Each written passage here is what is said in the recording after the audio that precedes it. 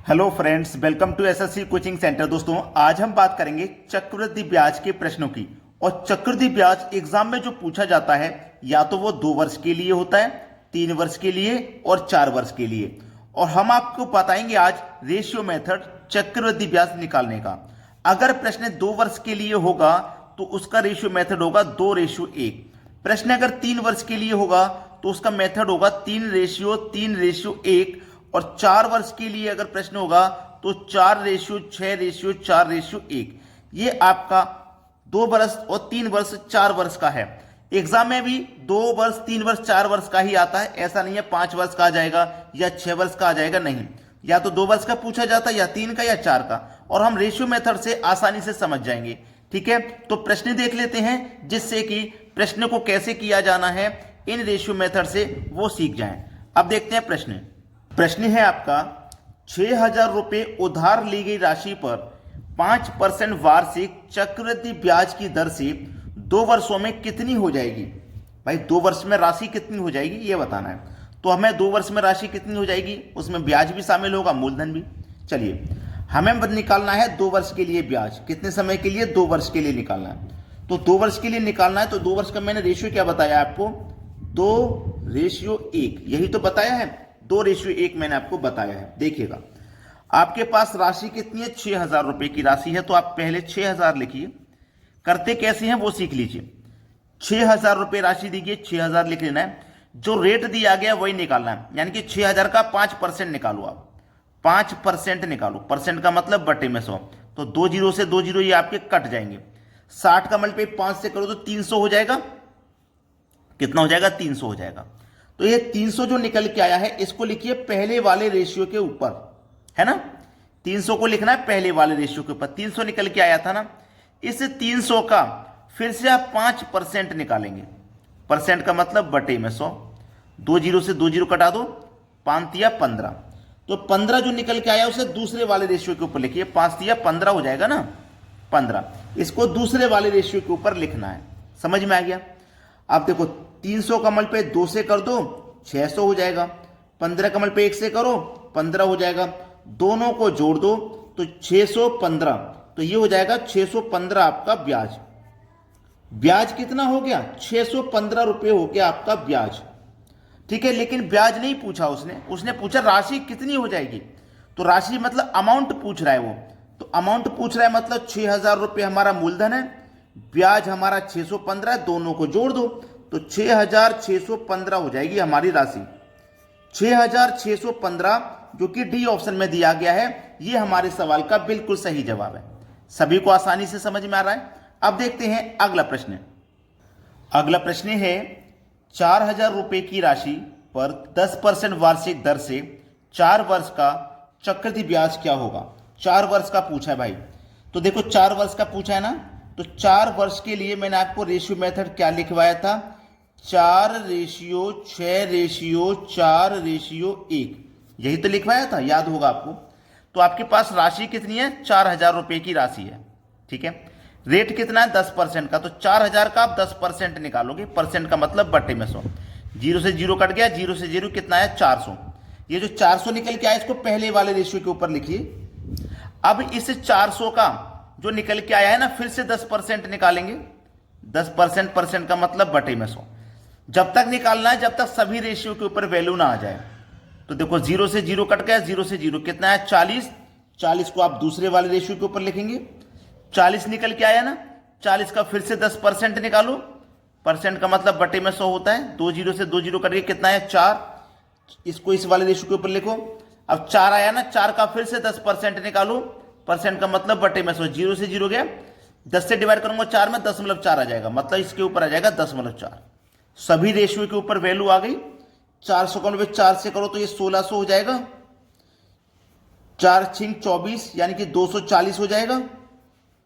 4 चौकू 16 हो जाएगा। और 0.4 का 1 से करेंगे तो 0.4 ही रहेगा। सबको जोड़ देना है, सबको जोड़ देना भाई। 1600 में जोड़ेंगे 200 तो 1840। 1840 में जोड़ेंगे 16 तो 1856। और 0.4 जोड़ेंगे तो 1856.4। ये हो जाएगा आपका ब्याज। ठीक है, ये आपका ब्याज हो गया। तो किस ऑप्शन में? 1856.4 ये दिया गया है सी ऑप्शन। तो इस रेशियो मेथड से आप बड़ी ही आसानी से चक्रवृद्धि ब्याज निकाल सकते हैं। अब देखते हैं अगला सवाल। अगला प्रश्न है 6,000 रुपए की राशि 5% वार्षिक चक्रवृद्धि ब्याज की दर से 3 वर्षों के लिए जमा की जाती है। 3 वर्षों तथा 2 वर्षों के ब्याज का अंतर क्या होगा? बहुत अच्छा सवाल है भाई। यहां पे समझना क्या है, ध्यान रखना। मतलब उसने पूछा 3 वर्ष का ब्याज निकालना है और 2 वर्ष का ब्याज निकालना है, फिर दोनों का अंतर करना है।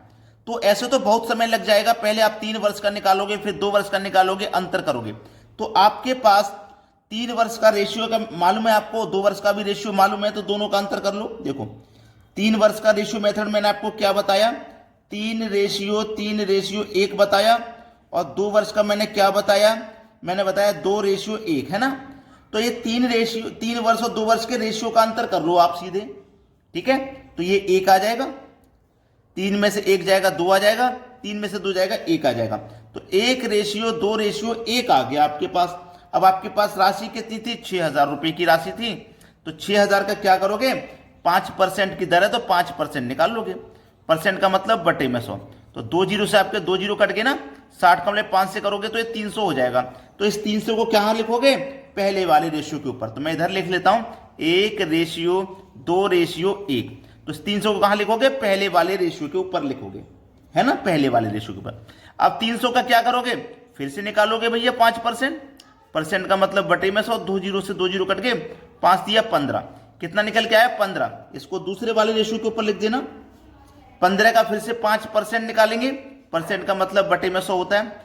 15 पंजे 75, 75 में 100 से डिवाइड करूंगा तो 0.75 आ जाएगा, 0.75 आ जाएगा। इसको यहां लिखिए 0.75 को।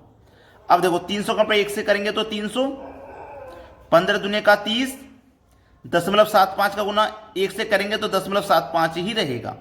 अब इनको जोड़ दो आप, 300 में 30 जोड़ेंगे तो 330 और 0.75, ये आपके प्रश्न का सही जवाब है। यही आपका ब्याज हो जाएगा। ब्याज आपने निकाल लिया, सी ऑप्शन में दिया गया।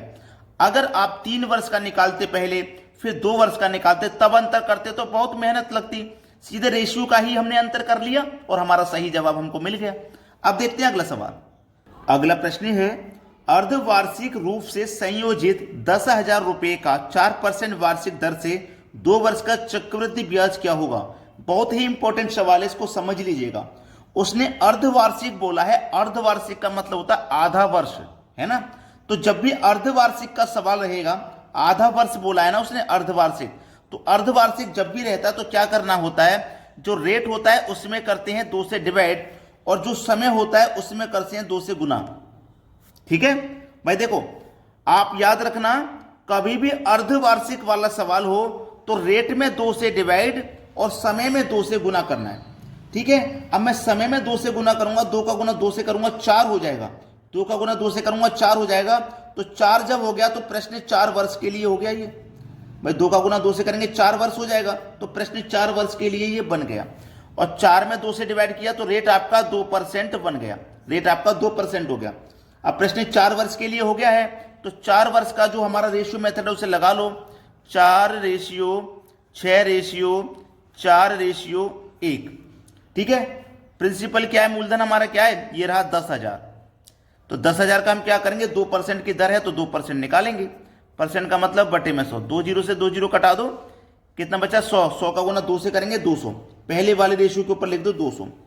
200 का फिर से हम निकालेंगे 2%, परसेंट का मतलब बटे में 100 रहेगा, 2 जीरो से 2 जीरो कट गए, 2 दूने का 4, दूसरे वाले रेशियो के ऊपर। अब मैं 4 का फिर से निकालूंगा 2%, परसेंट का मतलब बटे में 100, 4 दूने का 8, 8 में 100 से डिवाइड करूंगा तो ये हो जाएगा 0.8। ठीक है, 0.08 हो जाएगा, तो 0.08। अब 0.08 का फिर से मैं निकालूंगा कितना, 2%, 0.08 का फिर से 2% हम निकालेंगे तो ये कितना है, 8 है ना, तो ये हो जाएगा 16, और 1 जीरो की जगह 2 जीरो आ जाएंगे, 2 जीरो। ठीक है, निकाल लिया। अब इसका क्या करना है, आपको गुना कर देना। 200 का गुना 4 से करूंगा 800 हो जाएगा, 4 छिंग 24 हो जाएगा। 0.08 का गुना 4 से करूंगा तो 8 चौकू 32 हो जाएगा, 16 एकम 16 हो जाएगा, और 0.0016। सभी को जोड़ देना है, सभी को जोड़ देना है। तो 800 में जोड़ेंगे 24, तो ये सीधा सीधा हो गया, पहले 824, उसके बाद दशमलव आएगा। अब 824 के बाद में दशमलव किस ऑप्शन में? बी ऑप्शन में ही तो है। बस हो गया हमारे प्रश्न का सही जवाब।